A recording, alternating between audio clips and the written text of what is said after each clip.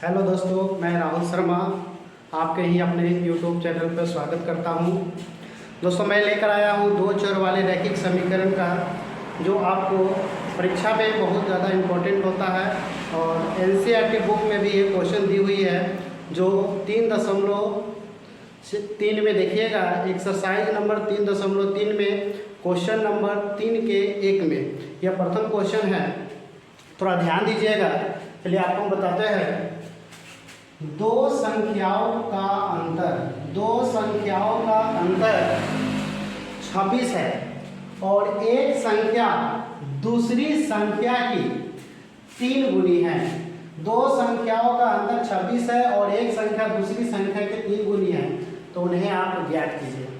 आपको हम पूरा आसान से आसान तरीका में आपको समीकरण बताएंगे, जो आप समीकरण एक ही वीडियो में आप सीख जाइएगा।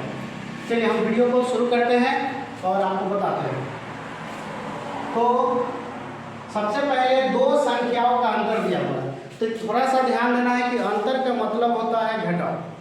अंतर का मतलब होता है घटाओ और योगफल का मतलब होता है जोड़। और दो संख्या दिया हुआ है, तो सबसे पहले हम यहाँ पे मानेंगे, माना कि पहली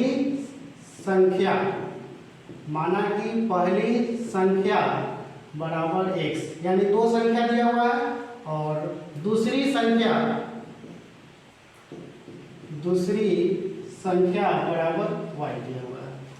तो माना कि पहली संख्या x हो गया, दूसरी संख्या y हो गया। प्रश्नानुसार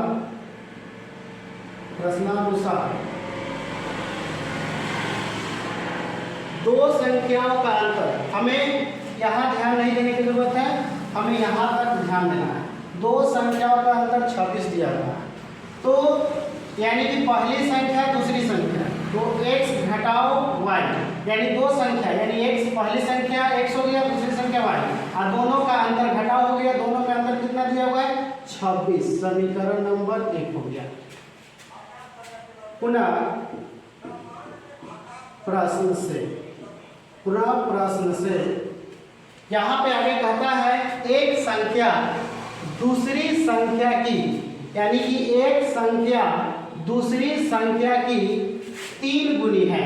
तो संख्या आपको क्या करना है? तो एक संख्या आपको क्या माना था? पहली संख्या आपका क्या था? x था। पहली संख्या एक संख्या दूसरी संख्या के 3 गुनी है। दूसरी संख्या क्या था? आपका y था, यानी y कितना गुनी है? 3 गुनी है, यानी 3 से आपको गुना कर देना है। थोड़ा सा ध्यान दीजिएगा, यहाँ x हो गया और y में जब हम 3 से गुना करेंगे, y में 3 से, तो आपका आएगा 3y। यहाँ तक आपको हमको लगता है पूरा समझ में आ गया होगा क्लियर। अब यहाँ देखिए x हो गया, अभी बताइए 3y है। x y एक साथ हमेशा होता है, ये प्लस में है 3y बराबर के इधर जब आता है तो ये माइनस में होता है। 3y बराबर 0 हो गया। समीकरण नंबर 2 हो गया। यहाँ तक आपको समझ में आ गया होगा। अब हम समीकरण 1 निकाल चुके हैं और समीकरण 2 निकाल चुके हैं। अब हमें यह सॉल्व करना है कि कैसे सॉल्व करेंगे, यानी कि आपको बीच वाला को या x को बराबर कीजिए या y को बराबर कीजिए, यानी कि बीच वाला को हमें काटना है। तो यहाँ पे y है, यहाँ पे y है, यहाँ पे 3 है, तो नहीं कटेगा। यानी कि y को काटने के लिए इस समीकरण 1 का y वाला जो है, इसको आपको बराबर करना पड़ेगा, क्योंकि यहाँ पे आप 3 से गुना कर दीजिए और y का वैल्यू 1 होता है। यहाँ पे हम लिखेंगे समीकरण 1 में 3 से गुना करेंगे, समीकरण 1 में 3 से, तथा 2 में 1 से गुना करके एक चीज थोड़ा सा आप याद रखिएगा, माइनस और माइनस समीकरण में थोड़ा सा चेंज हो जाता है चीज। माइनस प्लस, माइनस होता है घटाने पर समीकरण में, याद रखिएगा। और यहाँ पे आपका आ जाएगा प्लस माइनस प्लस, ये आपका आ जाएगा जोड़ने पर। ये हम लोग समीकरण में यूज करते हैं ये चिन्ह को आप कॉपी के पीछे आप नोट कर लीजिएगा, आपको हमेशा के लिए याद हो जाएगा कि माइनस माइनस रहेगा समीकरण में, समीकरण एक माइनस में दूसरा माइनस में, तो आपका आ जाएगा घटाने पर। अब यहाँ पे प्लस प्लस रहेगा तो आपका आ जाएगा घटाने पर। प्लस माइनस जोड़ने की हम अभी पढ़े हैं, माइनस माइनस आपका आ जाएगा घटाने पर, घटाने पर। अब देखिए समीकरण एक को हम गुना करेंगे 3 से, 3 में 1 से गुना करेंगे आपका 3x आ जाएगा। घटाओ y में 3 से गुना करेंगे आपका 3y आ जाएगा, बराबर 26 में 3 से गुना करते हैं तो 6 3 18 के 8 हासिल 1 और 2 में 3 से 2 दिया 6 और 6 1 7 यानी कि आपका 78 आ गया। 1 में 3 से गुना कर लिया, अब समीकरण 2 में हम 1 से गुना करते हैं, तो x में 1 से गुना करते हैं तो x आता है माइनस, तो माइनस हो जाएगा। 3y में 1 से गुना करेंगे तो 3y हो जाएगा, बराबर 0 में 1 से गुना करेंगे 0 हो जाएगा। हम यहाँ पे चिन्ह खींच देते हैं। तो देखिए यहाँ पे हमने दोनों समीकरण में हमने गुना कर लिया।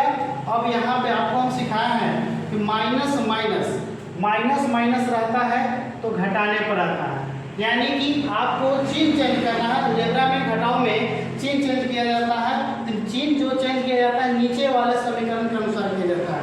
ये प्लस में है तो ये माइनस है तो प्लस हो गया, x प्लस में है तो माइनस हो जाएगा और यहाँ पे आपका माइनस हो जाएगा।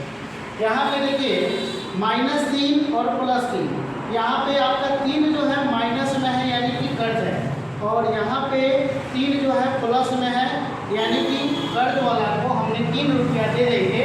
हम जब 3 रुपया दे देंगे तो हमारे पास कुछ नहीं बचेगा, यानी कि कर्ज वाला को 3 रुपया दे दीजिए अपना पैसा।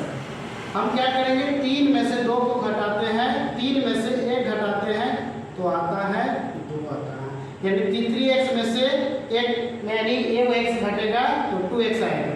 अब यहाँ पे 78 है, यहाँ का 78 का 78 ही हो जाएगा। अब यहाँ पे हम क्या करेंगे, इसलिए यहाँ पे x बराबर ऊपर में आपका आ जाएगा 78 और भाग में आपका आ जाएगा 2 से जब भाग देंगे तो 39 आ जाएगा। x = 39 आ गया, आपका x का वैल्यू निकल गया। अब हम समीकरण 1 में x का मान जब रखेंगे तो मेरा y का मान आ जाएगा। चलिए अब हम यहाँ पे लिखते हैं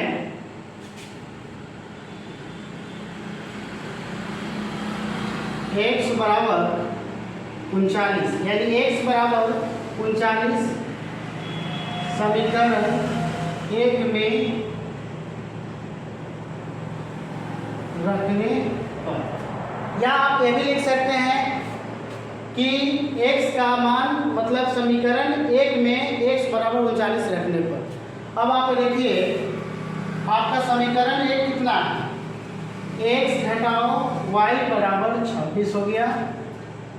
तो आप देखिए बिल्कुल आप बेफिक्र रहिए, आपको हम सिखा देंगे। अब यहाँ पे ध्यान दीजिए x का वैल्यू कितना है, x का वैल्यू 39 है, घटाओ y का y रहेगा बराबर 26, यानी कि ये 39 आपका जो है ना x का वैल्यू कितना है 39। अब देखिए यहाँ पे माइनस में y हो गया, अब यानी कि जो जिस जाति में रहता है उसको उस जाति में हम रखते हैं, यानी कि x y जो है मतलब यहाँ पे x का वैल्यू हमें 39 रख लिया। अब यहाँ पे जो 26 है और इसका जाति यहाँ पे आ जाएगा, यानी कि इसका पार्टनर यहाँ इंतजार कर रहा है, तो 26 हो गया और ये प्लस में 39 है तो बराबर को साइड जाएगा तो प्लस में 39 है तो माइनस में 39 आ गया। आपका आ जाएगा -y बराबर 26 में से 13 घटाएंगे तो आप समझेंगे कि 12 अंक जो है यानी कि कर्ज में है और छोटा अंक प्लस में है, यानी आपके पास पैसा अपना 26 रुपया है, कर्ज 39 रुपया, यानी कर्ज वाला को दे दीजिएगा तो आपका कर्ज बच जाएगा कितना 26 रुपया दे दीजिएगा 39 में तो आपका 13 रुपया बच जाएगा। तो माइनस माइनस कट जाएगा, इसलिए यहाँ पे आ जाएगा y 13 आ जाएगा, यानी कि x का वैल्यू 39 और y बराबर 13 आ गया, यानी कि आपका पहली संख्या x बराबर 39 और दूसरी संख्या y बराबर 13 आ गया। यानी कि पहली संख्या 39 और दूसरी संख्या जो आ गया y बराबर 13 आ गया। हमको आशा नहीं पूरा विश्वास है कि ये आपको गणित समझ में आया होगा। मैं इसी तरह से फिर अगले वीडियो में मैं अगला समीकरण मैं लेके आऊँगा। तब तक के लिए आप इस क्वेश्चन को आप स्क्रीनशॉट लीजिए, पूरा लीजिए और इसको आप 1 से 2 बार रिवीजन कीजिए, आपको ये बिल्कुल समझ में आ जाएगा। Thank you.